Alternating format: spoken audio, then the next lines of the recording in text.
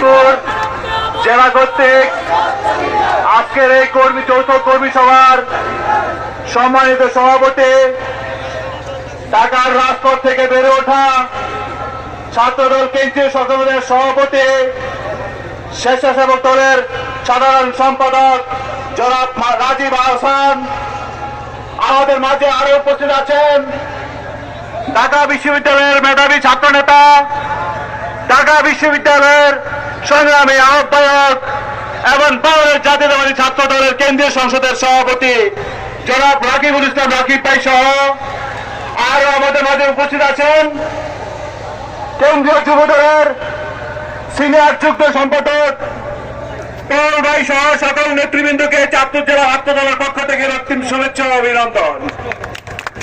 প্রিয় নেতৃবৃন্দ, আমরা একটি দুঃসময় দিয়ে পার করে আজকে বাংলাদেশে একটি স্বাধীন বাংলাদেশ পেয়েছি। সংগ্রামী বন্ধুগণ,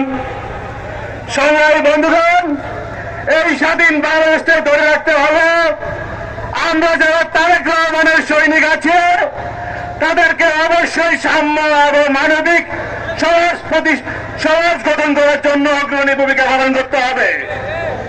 তারেক রহমান একজন, আর আমরা এই সারা বাংলাদেশের তৃণমূলে যতজন আছে সবাই এক একজন তারেক রহমান হয়ে কাজ করতে হবে। অদূর ভবিষ্যতে বাংলাদেশকে তারেক রহমানের নেতৃত্বে আমরা বাংলাদেশ করব। এইভাবে আমরা বক্তব্য শেষ করলাম। আল্লাহ হাফেজ।